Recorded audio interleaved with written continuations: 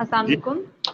आज का हमारा टॉपिक है ड्रग एडिक्शन। जिस बारे में हम बात करेंगे वो है ड्रग एडिक्शन। और आज के हमारे गेस्ट स्पीकर हमारे साथ हैं सर उस्मान। सर उस्मान हमें बताएंगे कि ड्रग एडिक्शन क्या होता है, क्यों होता है, क्या-क्या रीजंस हैं, इसमें पेरेंट्स की क्या नेग्लिजेंस है कि बच्चा उसकी तरफ जाता है, ड्रग एडिक्शन की तरफ जाता है, और इसका ट्रीटमेंट क्या है और उनकी ऑर्गेनाइजेशन इस बारे में क्या कहती है और वो किस तरह ट्रीटमेंट दे रहे हैं। जी सर उस्मान, आप हमें बताएंगे कि ड्रग एडिक्शन क्या होता है, what is drug addiction and what is basically substance abuse. जी ma'am, thank you very much for inviting me. I am very much thankful to Shafi Medical and Rehabilitation Complex who have given me an opportunity to share my views about drug addiction.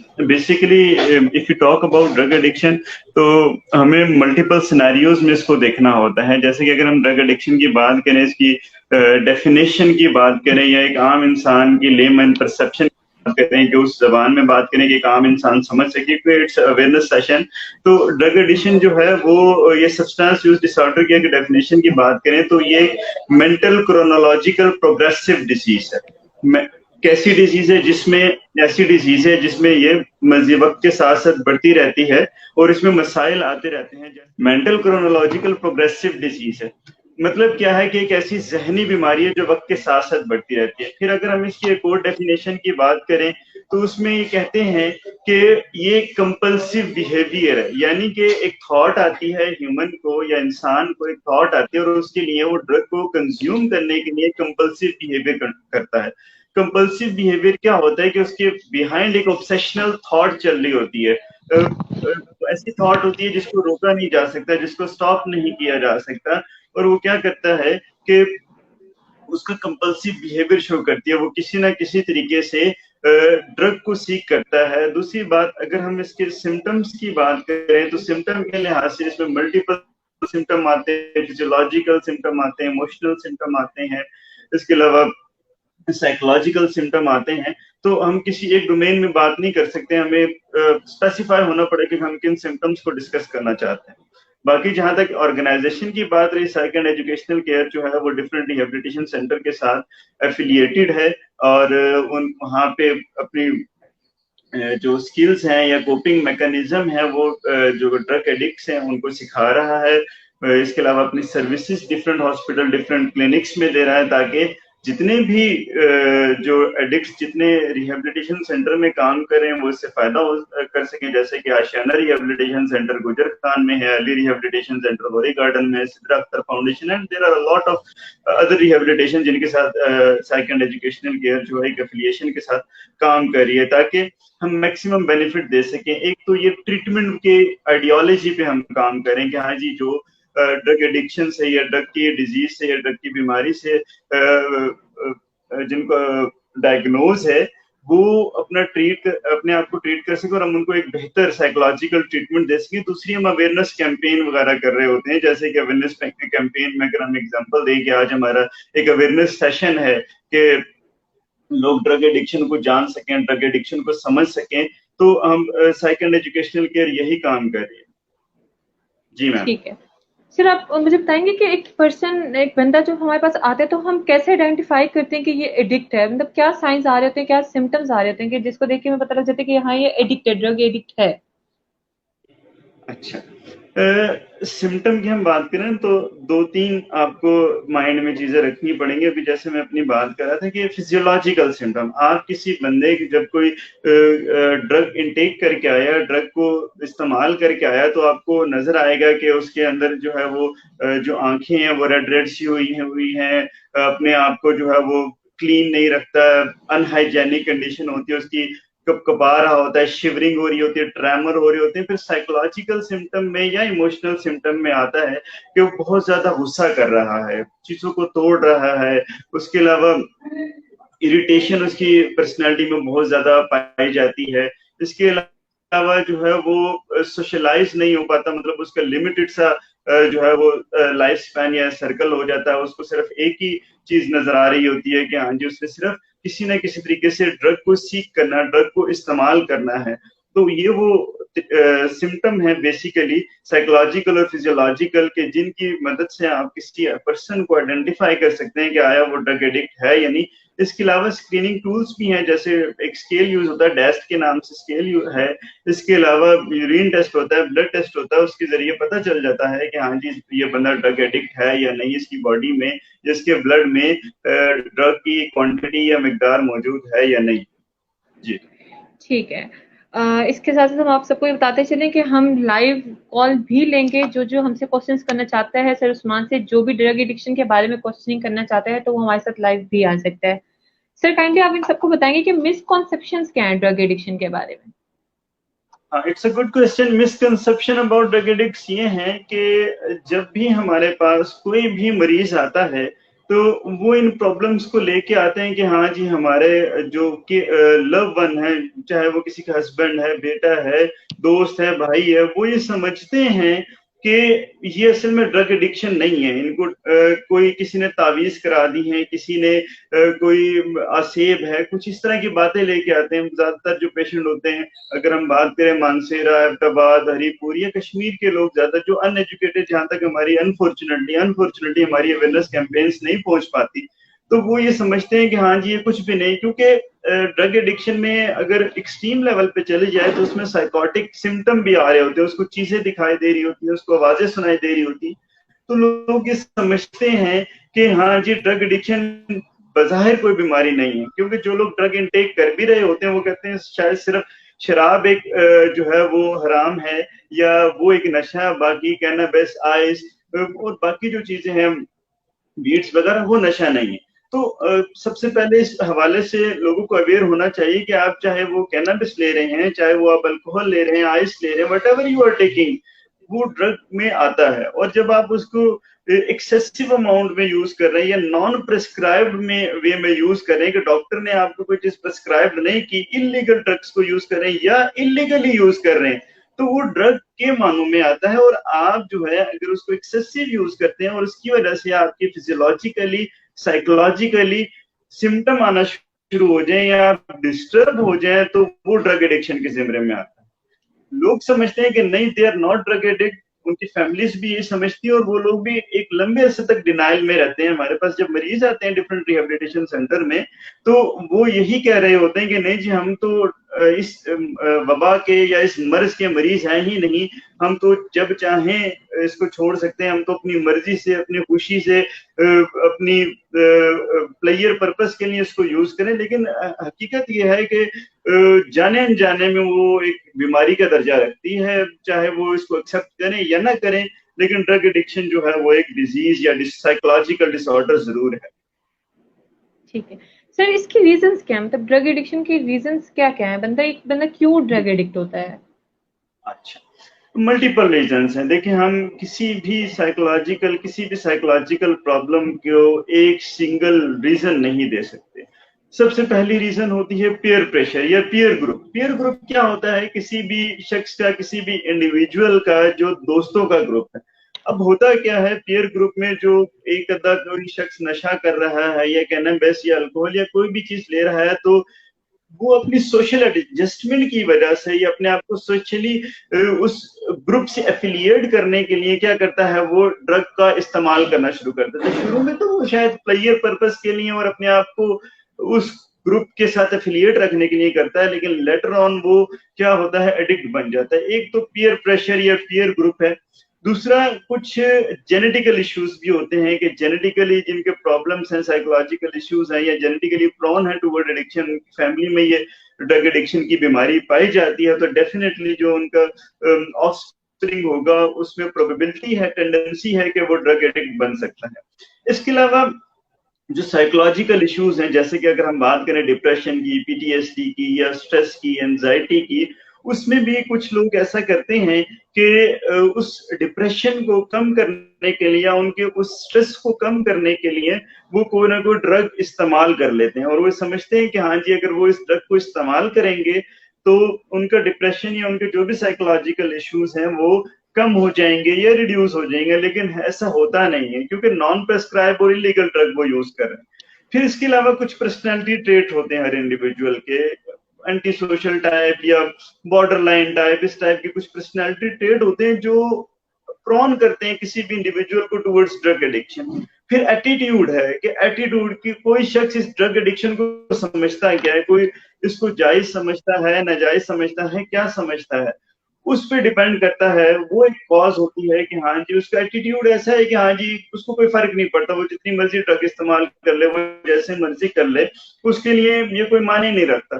तो जब इस तरह के किसी का attitude होगा towards drugs, तो definitely वो उसकी प्रोबेबिलिटी ज्यादा है कि तो ड्रग का इस्तेमाल करें। फिर फैमिली इश्यूज हो सकते हैं कि सिंगल पेरेंट हैं या ब्रोकन फैमिली से ताल्लुक रखते हैं लोग, तो उस वजह से भी या फैमिली में बहुत ज्यादा डिस्प्यूट्स हैं, उसकी वजह से भी जो है वो ये भी एक कॉज है ड्रग एडिक्शन की। टेक्निकली लोग जो है ड्रग का इस्तेमाल इसलिए कर रहे होते हैं कि वो अपने स्ट्रेसफुल इवेंट को भूल सकें, स्ट्रेसफुल मेमोरीज को रिप्रेस कर सकें, मगर अनफॉर्चुनेटली ऐसा होता नहीं है।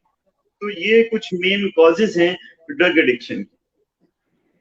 ठीक है सर, एक पर्सन जो कि डायग्नोस हो चुके हैं कि ठीक है ये ड्रग एडिक्ट है, अब उसका ट्रीटमेंट भी शुरू हो गया, तो इसमें हमारे इनके केयर टेकर्स का या उनके पेरेंट्स का क्या रोल है कि वो जल्दी हील करें उस चीज से और जल्दी मतलब ड्रग एडिक्शन से वो निकल आए, तो उनके पेरेंट्स का या उनके जो भी केयर टेकर है उनका क्या रोल होगा इसमें? अच्छा देखें, असल में मैं थोड़ी देर पहले भी आपसे यही गुजारिश कर रहा था, आपको यही बता रहा था, ऑडियंस को भी यही बता रहा था कि सबसे पहले हमें इस बीमारी को समझना है। पेरेंट्स सबसे बड़ी, या केयर गिवर, अगर केयर गिवर ज्यादा मेरे ख्याल में अप्रोप्रिएट वर्ड होगा, केयर गिवर जो है वो ज्यादा गलती इस मामले में करते हैं कि वो इसको एक लंबे अरसे तक इसको बीमारी या डिजीज समझते ही नहीं। वो यही समझते रहते हैं कि हाँ जी ये कोई बीमारी नहीं है, ये कोई तावीज है, ये कोई साया है, ये कोई इस तरह की सुपरस्टिशंस पे बिलीव रखते हैं, जिनकी वजह से मसाइल ये होते हैं कि वो एडिक्शन के ट्रीटमेंट को अंडरस्टैंड नहीं कर पाते। वो ये समझते हैं अगर उनको कुछ अवेयरनेस हो भी जाए इस हवाले से कि ये बीमारी है क्या, तो वो समझते हैं कि शायद ये नॉर्मल नजला जुकाम खांसी की तरह है, जो 2-3 गोलियां लेके ठीक हो जाएगा, लेकिन ऐसा नहीं। इसका जो अथेंटिक और वैलिड ट्रीटमेंट है उसमें इंडोर ट्रीटमेंट बड़ा नेसेसरी है। क्यों? क्योंकि इंडोर ट्रीटमेंट में होता यह है कि जो पेशेंट होता है या क्लाइंट होता है वो उस कंपनी से अलग होता है, जिस कंपनी का वो हिस्सा रहा होता है और जहाँ पे वो ड्रग अवेलेबल होती है, या वो उस फैमिली से अलग हो जाता है कुछ अरसे के लिए जो ब्रोकन फैमिली है, या उस डिप्रेशन से कुछ अरसे के लिए अलग हो जाता है जहाँ पे वो परेशान रहता है या स्ट्रेसफुल इन्वायरमेंट से दूर हो जाता है। तो पेरेंट्स या केयर गिवर्स को ये अंडरस्टैंड करना होगा कि ये कोई तावीज धागा नहीं है, ये कोई सुपरस्टिशंस नहीं, ये एक साइकोलॉजिकल प्रॉब्लम है और इस प्रॉब्लम के क्योर होने में टाइम लगेगा। कोई भी शख्स अगर ड्रग एडिक्ट बनता है तो वो पहला सिगरेट पीने से ड्रग एडिक्ट नहीं बन जाता। एक लंबी कहानी, एक लंबी स्टोरी होती है, साल, 1.5 साल, 2 साल, 6 माह लग जाते हैं किसी भी ड्रग एडिक्ट को ड्रग एडिक्ट बनने में, इस बीमारी को डायग्नोज होने में। बट अगर उसको इतना टाइम लगा है, 6 महीने से साल, 2 साल, 10 साल, जितना भी अरसा लगा है, तो क्या वो 2 गोलियां खा के या वो 2 मेडिसिन खा के या 2 वक्त की दवाई लेके वो ठीक हो सकता है? नहीं। पेरेंट्स को या केयर गिवर्स को ये समझना चाहिए कि इसका जो ट्रीटमेंट है वो इतना इजी नहीं है और इतना अर्ली नहीं हो सकता। ये टाइम टेकिंग होता है, प्रोलॉन्ग ट्रीटमेंट होता है। इसके लिए पेरेंट्स को थोड़ा सा या केयर गिवर्स को थोड़ा सा सब्र होती है ताकि वो उसको रिकवरी फेस में आ सके। क्यों? क्योंकि जो ड्रग एडिक्ट है उसकी बॉडी में केमिकल मौजूद है, उस केमिकल को डिटॉक्स करने में ही अच्छा खासा टाइम लग जाता है। कम से कम 30 डेज तो इसी चीज में लग जाते हैं, या 21 डेज, मूवमेंट 21 डेज कहा जाता है, लेकिन कुछ के 30 डेज भी लग जाते हैं डिटॉक्स करने में। तो उसको डिटॉक्स करने में ही अच्छा खासा टाइम लग जाता है। तो उसका ट्रीटमेंट तो डिटॉक्सिफिकेशन के बाद शुरू होता है कि हाँ जी वो हमारी बात को समझ सके, उसकी हम पर्सनैलिटी को बदल सकें, उसकी जो एटीट्यूड है या जो स्ट्रेसफुल इवेंट है उसकी जिंदगी के, उनको बदला जा सके। तो वो तभी मुमकिन है जब पेरेंट्स या केयर गिवर टाइम दें साइकोलॉजिस्ट को या रिहेबिलिटेशन सेंटर को कि इस बीमारी को ट्रीट करने में अपनी फुल कोशिश कर सकें और उनके पास मैक्सिमम टाइम हो, तभी जाके बीमारी जो है वो ठीक हो सकती है। तो पेरेंट्स का अगर हम समराइज करके बात करें, पेरेंट्स का यही रोल है कि वो इस बीमारी को बीमारी समझे और जो भी रिहेबिलिटेशन या जिस भी हॉस्पिटल में अपने लव वन का या अपने रिलेटिव का इलाज करा रहे हैं उनको टाइम दें, उनको इंडिपेंडेंस दें, उनको लिबर्टी दें कि वो उनके जो क्लाइंट है या जो उनका लव वन है उसको बेहतर तरीके से ट्रीट किया जा सके। ठीक है। इसके साथ साथ हम अपनी ऑडियंस को बताते चले कि हम ड्रग एडिक्शन पे बात कर रहे हैं और सर उस्मान हमारे साथ हैं। अगर आप लोगों में से किसी का कोई भी सवाल है तो वो लाइव हमारे साथ आके सर उस्मान से लाइव क्वेश्चन कर सकता है और सर आपको लाइव आंसर देंगे। आप कमेंट्स पे भी पूछ सकते हैं। सर आप हमें बताएंगे कि ट्रीटमेंट प्रोटोकॉल्स क्या होते हैं और अगर एक ट्रीटमेंट चल रहा है तो वो मैक्सिमम कितने टाइम का होता है और पेशेंट मतलब आप कैसे डायग्नोस करते हैं कि इसका ट्रीटमेंट हो रहा है और ये ठीक हो रहा है बंदा। अच्छा, आप मेरे ख्याल में पूछना चाह रही हैं कि ट्रीटमेंट की प्रोग्रेस हमें कैसे पता चलती है मेरे ख्याल जी में। सर तो प्रोग्रेस। ट्रीटमेंट की जी sir. Progress there are multiple ways to understand. सबसे पहले तो हमने ये देखना है कि आया किसी भी इंडिविजुअल को ड्रग एडिक्शन की बीमारी है या नहीं। उसके लिए हम ठीक उसका यूरिन टेस्ट करते हैं, हम उसका ब्लड टेस्ट करते हैं और हम उसका साइकोलॉजिकल टेस्ट करते हैं। ठीक उससे हमें आइडिया हो जाता है कि उससे हमें सॉरी फॉर डिस्टर्बेंस, उससे हमें आइडिया हो जाता है कि आया वो जो पेशेंट है उसको एडिक्शन की बीमारी है या नहीं। अब आपने कहा है कि हाँ जी हम ट्रीटमेंट प्रोग्रेस को कैसे आइडेंटिफाई करेंगे। ट्रीटमेंट प्रोसेस को हम आइडेंटिफाई ऐसे करते हैं कि जो उसकी बॉडी में ड्रग की अमाउंट मौजूद थी क्या वो कम हो गई या खत्म हो गई या नहीं।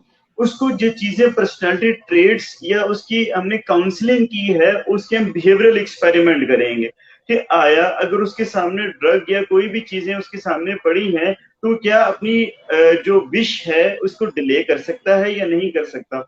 उस तरीके से हम आइडेंटिफाई करते हैं कि हाँ जी ये पर्सन जो है वो टुवर्ड्स रिकवरी जा रहा है। फिर उसकी डेफिनेटली साइकोथेरेपी होती है और वो ट्रीटमेंट प्रोसेस की तरफ जा रहा था। उस दौरान हम उसको आइडेंटिफाई कर रहे होते हैं कि आया ये क्या हो रहा है या नहीं हो रहा।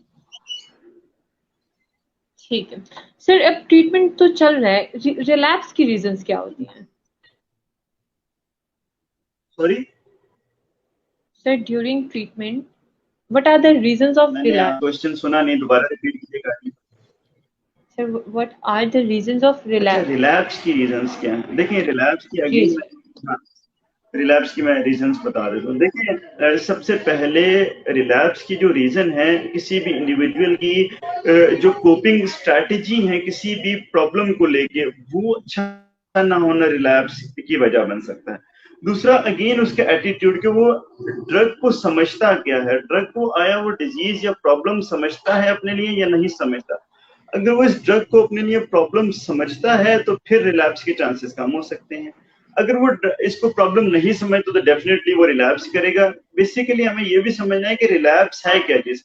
रिलैप्स ये है कि कोई भी इंडिविजुअल या कोई भी ड्रग एडिक्ट अपनी बीमारी का इलाज करा के रिहेबिलिटेशन सेंटर या किसी भी ट्रीटमेंट सेंटर से बाहर आया है, वो बिल्कुल रिकवर है। अब उसकी बॉडी और उसके ब्रेन को या उसकी साइकी में जरा बराबर भी किसी नशे की मिकदार मौजूद नहीं है और उसको जरूरत भी नहीं है। बट डिस्पाइट ऑफ दिस वो अपनी अर्ज को अपनी ख्वाहिश को पूरा करने के लिए वो ड्रग का इस्तेमाल कर लेता है और वो दोबारा उसी ट्रैक पे आ जाता है।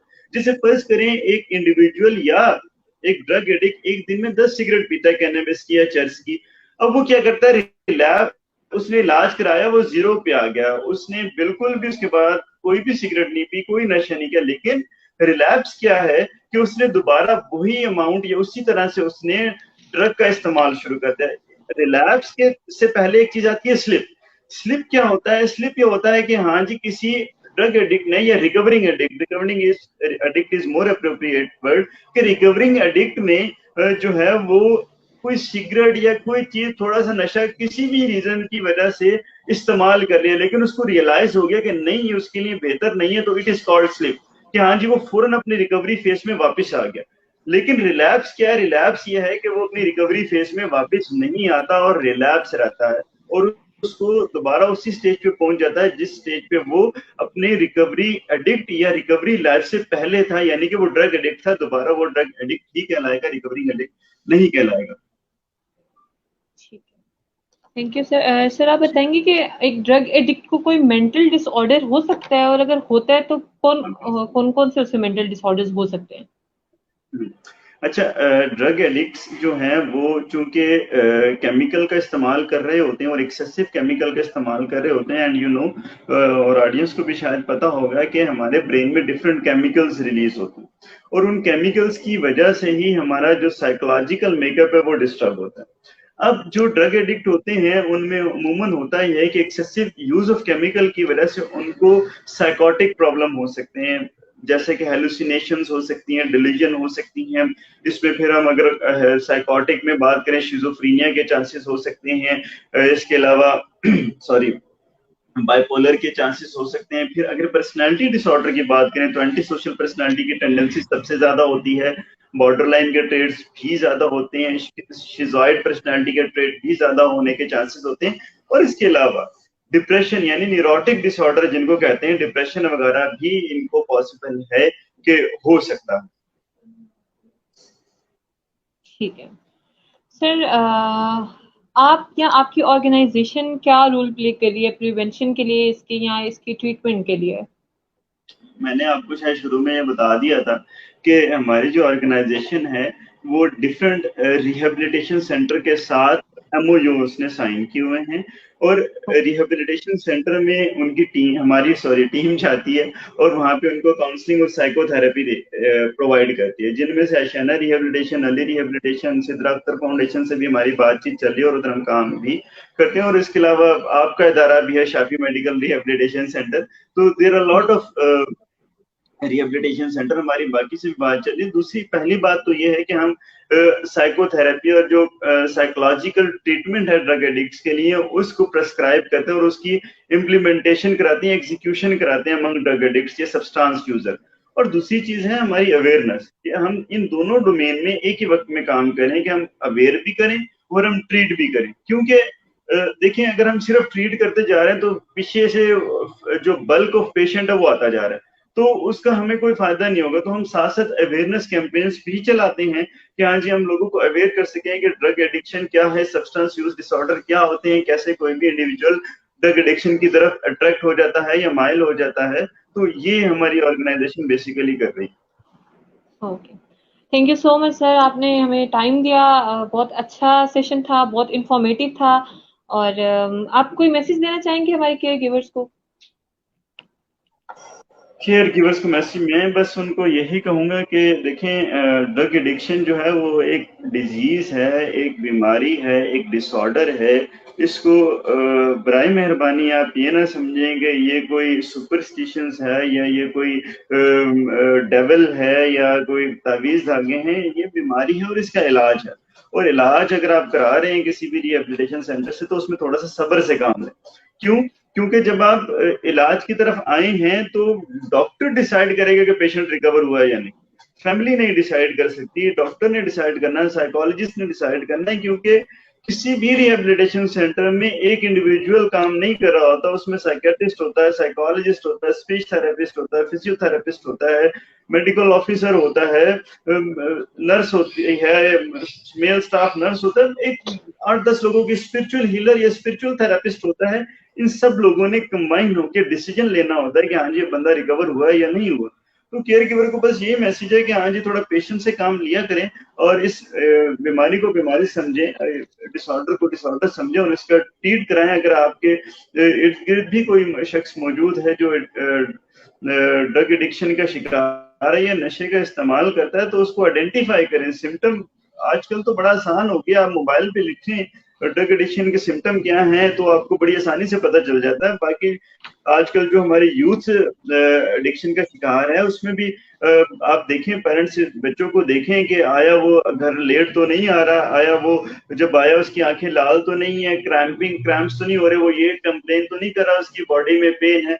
तो ये चीजें देखने वाली हैं ताकि आप आइडेंटिफाई कर सकें, पेरेंट्स या केयर गिवर आइडेंटिफाई कर सकें हाँ जी उनका बच्चा किसी गलत डायरेक्शन में तो नहीं जा रहा, और अगर जा रहा है तो उसको इलाज करें और आइंदा के लिए एहतियात करें। ठीक है, thank you so much sir, आपका सेशन बहुत इंफॉर्मेटिव था। मेरा जहाँ तक ख्याल है कि हमारी ऑडियंस की क्वेरीज भी सारी सॉल्व हो गई होंगी, क्योंकि आपने बहुत अच्छा सेशन दिया, बहुत अच्छे से सारी चीज़ें क्लियर कर दी हैं। तो हम इस सेशन को एंड करते हैं, और जो हमारी ऑडियंस है वो कमेंट्स में हमसे क्वेश्चंस कर सकती है और उसके हम आंसर उनको बाद में कर देंगे। अभी मेरा ख्याल है फिलहाल कोई हमारे साथ लाइव नहीं आना चाहता, और जितने क्वेश्चंस थे और जितनी क्वेरीज आती हैं वो सब तो सॉल्व हो चुकी होंगी, क्योंकि सेशन बहुत इंफॉर्मेटिव था और काफी कुछ मेरा भी क्लियर हो गया, और मेरा ख्याल है कि हमारी ऑडियंस को भी काफी कुछ क्लियर हो गया होगा। तो thank you so much sir. Thank you ma'am, thank you.